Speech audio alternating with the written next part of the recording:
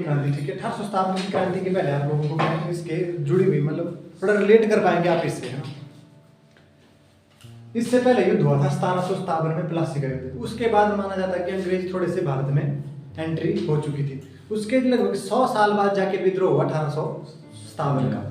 जब 1857 का विद्रोह हुआ तो उसके बहुत सारे कारण थे, काफी लंबे समय से कारण चले आ रहे थे, लेकिन तत्कालिक कारण भी कुछ और थे। लंबे कारणों में जैसे उन्होंने महालवाड़ी व्यवस्था शुरू की थी, रैयतवाड़ी व्यवस्था शुरू की थी, स्थायी बंदोबस्त शुरू किया था, है ना। सैनिकों को ये लोग क्या करते थे, जो अंग्रेज सैनिक होते उनको ज़्यादा वेतन देना और जो भारत के थे उनको कम वेतन देते थे, है ना। इसके अलावा और भी काम देख सकते हैं आप लोग। सैनिकों के साथ सैनिक एक तो धार्मिक दखल देते थे उनके मामले में। अब जैसे कोई सैनिक जैसे हाथ में ये धागे पहन के आया है तो उसको रोक देते थे कि आपको पीटी करनी है तो धागे नहीं पहने।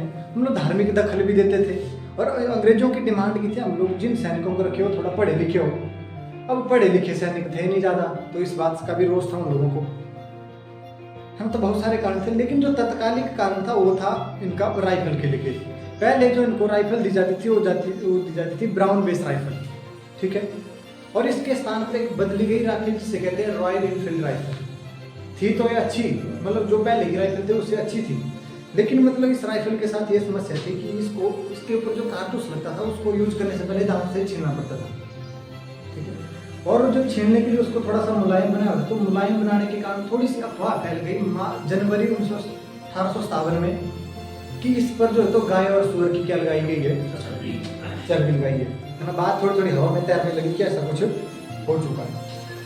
तो अब क्या हुआ कि फरवरी 1857 में 19वीं इन्फेंट्री होती है पैदल सेना और कैवलरी होती है घुड़सवार।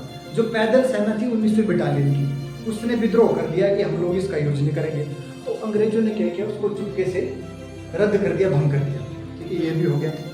उसके बाद फिर आया मार्च 1857। उसमें बैरकपुर छावनी में मंगल पांडे ने विद्रोह कर दिया कि मैं इसका प्रयोग नहीं करूंगा, और प्रयोग नहीं करूंगा तो उसके बदले में उन्होंने अपने 2 सैनिकों, अपने 2 अफसरों की हत्या कर दी। उनका नाम था लेफ्टिनेंट बाज और लेफ्टिनेंट फ्यूज। और मंगल पांडे का क्या कर दिया गया, कोर्ट मार्शल कर दिया गया। कोर्ट मार्शल कर दिया गया तो उन्हें बहुत ही निर्मम हत्या कर दी, मतलब कोर्ट मार्शल करके तोप से उड़ा दिया, इतनी निर्मम हत्या कर दी। सैनिकों में विद्रोह तो रोष तो था, मतलब ईर्ष्या तो थी कि मतलब ये क्या हो रहा है, लेकिन फिर भी कुछ नहीं कर सकते थे। ये जो बंगाल में काम करती थी ये थी 34वीं नेटिव इन्फेंट्री थी, है ना। फिर क्या हुआ, लगभग ये सब कुछ चल रहा था। अब ऐसा भी नहीं था कि लोग झूठ बोल रहे थे कि इसमें कारतूस लगे, क्योंकि कलकत्ता के दमदमा में इस प्रकार की एक फैक्ट्री देखी गई थी जहाँ पे गाय और सुअर की मतलब डेड बॉडी पड़ी थी, है ना। तो थोड़ा थोड़ा तो आइडिया लग रहा था कि कुछ तो हुआ है, मतलब उनके पीछे कुछ बेस भी था कि यहाँ पे कुछ हुआ है, इस प्रकार में चल रहा है मामला। फिर बात हुई ऐसी, मेरठ में पिछले साल एक पुस्तक आई सुधांशु मुखर्जी की, उस वो आई है रानी एंड द अवध की, क्या था उसका, अवध रानी एंड द बेगम, एक पुस्तक आई है। उसमें उन्होंने कहा है कि क्या हुआ कि 9 मई को मेरठ के सैनिकों ने विद्रोह कर दिया। वहां पे काम करती थी 20 नेटिव इन्फेंट्री, उन लोगों ने विद्रोह कर दिया। जब उन लोगों ने विद्रोह कर दिया तो वहां थे 90 सैनिक। 90 सैनिकों में से 85 को कोर्ट मार्शल करके 10-10 साल की सजा दे दी गई। जब उनको सजा दे दी गई मेरठ में, आप लोग सोच रहे होंगे बंगाल सेना में ना 1,23,000 बंगाल सेना थी, उसमें से अकेले 75,000 सैनिक जो अवध क्षेत्र से आते थे। अकेले 75,000 कहाँ से आते थे, अवध क्षेत्र से।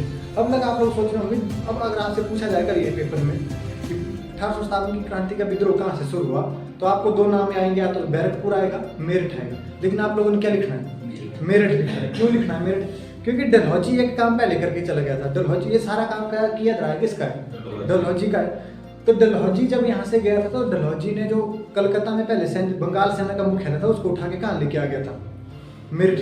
बड़े एग्जाम में यही स्टेटमेंट डाल के पूछ लेगा आपसे कि 1857 के विद्रोह के समय मेरठ का जो बंगाल सेना का मुख्यालय कहाँ पे था, मेरठ में था। मेरठ में क्या हुआ, 9 मई के दिन वो सारा कोर्ट मार्शल हुआ। उन 85 सैनिकों को पकड़ के ले जाया जा रहा था। जब उनको पकड़ के ले जाया जा रहा था वो तो अंग्रेज सेना के खिलाफ नारेबाजी कर रहे थे, मुर्दाबाद बोल रहे थे, सब कुछ कर रहे थे। लेकिन जिनको सजा नहीं हुई थी वो देख रहे थे तमाशा, है ना। तो वो तो उनको गालियां दे रहे थे, जो सैनिक ले जा रहे थे उनको, कि तुम कैसे लोग अंग्रेजों की गुलामी कर रहे हो, है ना, अंग्रेजों ये हमारे साथ ऐसा कर रहे हैं, फिर भी तुम ऐसा, तो जूते फेंक रहे थे, गालियां दे रहे थे। बाकी सैनिक भी इस बात से उदास थे कि वो तो बुरा ही रहा है, लेकिन फिर भी क्या करें। तो जो बचे हुए सैनिक थे उन्होंने क्या किया, थोड़ा शाम के समय मेरठ मार्केट में घूमने निकले। ये सुधांशु मुखर्जी की पुस्तक में लिखा गया है, जो पिछले साल आई है। थोड़ा सा एक और मार्केट में घूमने के लिए, मेरठ मार्केट में घूमने के लिए आए। मेरठ मार्केट जैसे मैं यहाँ पे रहता हूँ, तो यहाँ पे लगभग दुकानदारों के साथ हो जाती है जान पहचान। तो वही मेरठ में जो ये लोग पहुंचे तो दुकानदारों के साथ इनकी तो थी जान पहचान। तो वहाँ पे कुछ महिलाएं बाजार में थी, उन्होंने कहा कि तुम लोग कैसे हो ना, तुम्हारे दोस्तों का ऐसा किया जा रहा है, तुम्हारे सैनिकों को कुछ अन्याय हुआ और तुम लोग यहाँ पे बाजार में आके खुशियां मना रहे हो, मजे कर रहे हो। तो इस बात से इनको थोड़ा मतलब लग गया, इनके मन में विद्रोह की भावना उत्पन्न होगी कि नहीं यार, तो सच में गलत हो गया। फिर क्या हुआ कि इन लोगों ने ये लोग गए अपनी सैनिक छावनी में और जो स्टॉक था उसको लूट लिया सारा का सारा मेरठ में। और जो अंग्रेज सैनिक थे उनको मतलब पूरे ऑफिस में जितने भी सैनिक थे उनको क्या कर लिया गया, मार दिया गया। ये मामला कर दिया इन्होंने रात तक पूरा, मतलब 10 रात तक पूरा कर लिया। 10 तारीख की बात है, ये कर लिया पूरा। अब बात ये है कि अब कांड तो कर लिया, अब जाएंगे कहाँ, सैनिक क्या हो गए, नेतृत्वहीन हो गए, करेंगे क्या, कोई प्लान नहीं दिख रहा, मार तो दिए व्यक्ति, अब है ना, तो करेंगे क्या। तो अभी भी कहीं इनके मन में कहीं ना कहीं मुगल बादशाह के मन में इनके लिए एक धाक थी कि मुगल बादशाह हमारा कुछ कर सकता है। इन्होंने प्लान बनाया 10 मई को रातों रात के हम कहाँ चलते हैं, दिल्ली चलते हैं। और सुबह रातों रात मतलब इन्फेंट्री की और कैवलरी की जो घुड़सेना और कहाँ हो गया, कहाँ पहुँच गई, दिल्ली में पहुँच गए, रात में चल पड़े। और 11 मई को सुबह कहाँ पे लग गए, दिल्ली में लगे।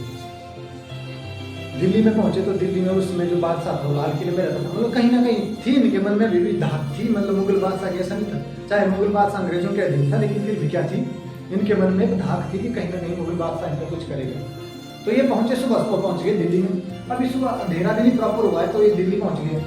तो महीना चल रहा था उसमें रमजान का महीना जो चल रहा था, तो रमजान के महीने में मुगल बादशाह अपना आहार लेने के लिए सुबह उठाना, मतलब रात के अंधेरे में के लिए आहार खाएगा, फिर सुबह रमजान करेगा।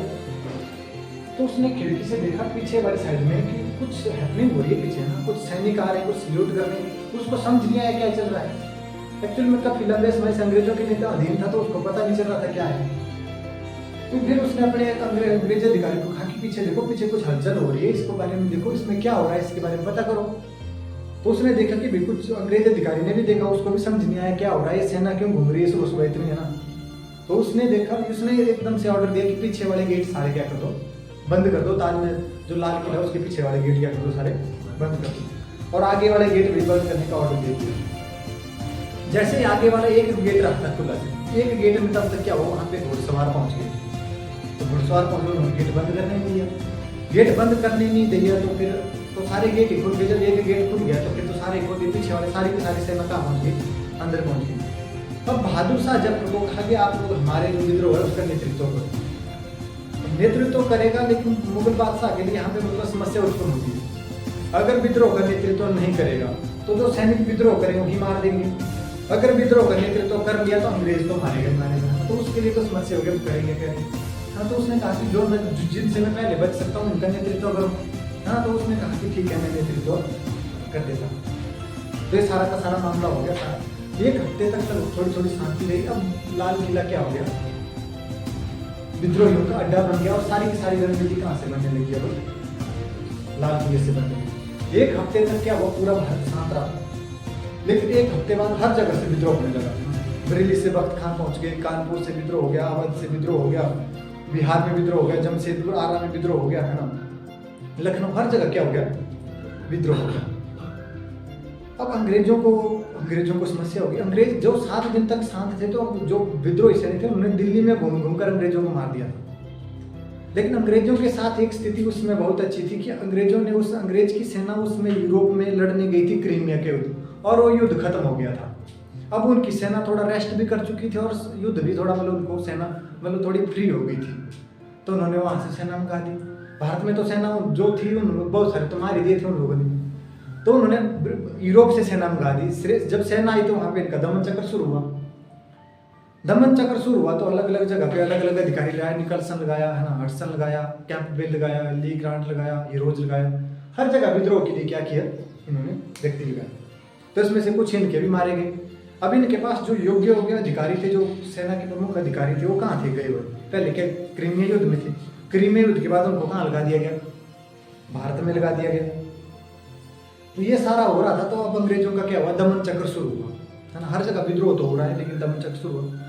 तो इस बीच क्या हुआ कि अब मुगल बादशाह अपने लाल किले से निकला और हुमायूं के मकबरे की तरफ जाने लगा। तो बीच में एक दरवाजा पड़ता है जिसे कहते हैं खूनी दरवाजा।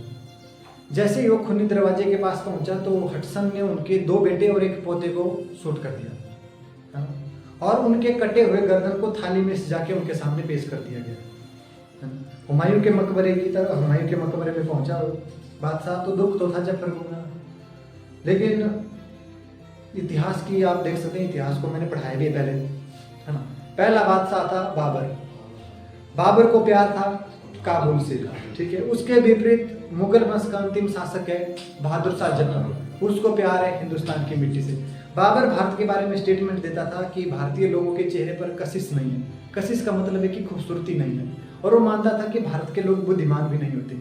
लेकिन इसके विपरीत अंतिम मुगल बादशाह जो भारत का, बाबर ने क्या कहा था कि मेरी कब्र कहाँ पे बनाई जाए, काबुल में बनाई जाए, मेरे को काबुल में ही रहना है ना। काबुल उसको पसंद था, तो उसको भारत से धन चाहिए था। इसके विपरीत अंतिम मुगल बादशाह, उसको भारत से प्रेम था। मैंने बताया था जफर नाम वो पत्रिका लिखता था, उर्दू का बहुत बड़ा शायर था। उसने एक शायर लिखा है कि 2 गज जमीन न मिली को यार ने, है ना। मतलब कि अंतिम मुगल बादशाह भारत में रहने के लिए तड़प रहा था, भारत की मिट्टी में अपनी, मतलब इतना बदनसीब खुद को मानता था कि जहाँ पे मैं रहा वहाँ पे क्या है कि मतलब मेरे को मेरी कब्र के लिए भी वहाँ पे जमीन नहीं है। 1858 में उनको मतलब सजा होके कहाँ भेज दिया गया, रंगून जेल में भेज दिया, और 1-1.5 साल बाद उनकी वहीं पे क्या होगी, मृत्यु हो गई। ऐसा माना जाता है कि सैनिक और सैनिकों की गोली से भी ज्यादा खतरनाक साबित हुई थी बहादुर शाह जफर की जो लिखी गई गजलें थी, है ना। तो ये बात थी। अब अंग्रेजों का दमन चक्र शुरू हुआ, है ना। दक्षिण भारत की तरफ से हीरोज को लगाया। झांसी की रानी पहले झांसी से लड़ी, झांसी से वो भाग गई, है ना। वो पहुंची ग्वालियर में। ग्वालियर का सिंधिया जो है तो अंग्रेजों के साथ था और सेना विद्रोह में शामिल थी। तो ग्वालियर के जो 20,000 सैनिक थे वो किसके साथ मिल गए, रानी के साथ मिल गए। तो रानी जो है तो ग्वालियर के किले में लड़ते हुए क्या हो गई, मारी गई, मृत्यु हुई, शहीद हो गई, है ना। और फिर जो इनके विद्रोह को दबाने गया था कैप्टन हीरोज, उसने कहा है कि इस पूरे विद्रोह में सिर्फ एक ही मर्द था, वो थी रानी झांसी की। रानी लक्ष्मीबाई वही एक मर्द था, बाकी तो मतलब थे, है ना, बाकी उनका अपना अपना था। तो अंग्रेजों का चारों तरफ से दमन चक्र शुरू हुआ। तांते टप्पो को फांसी दे दी गई, है ना।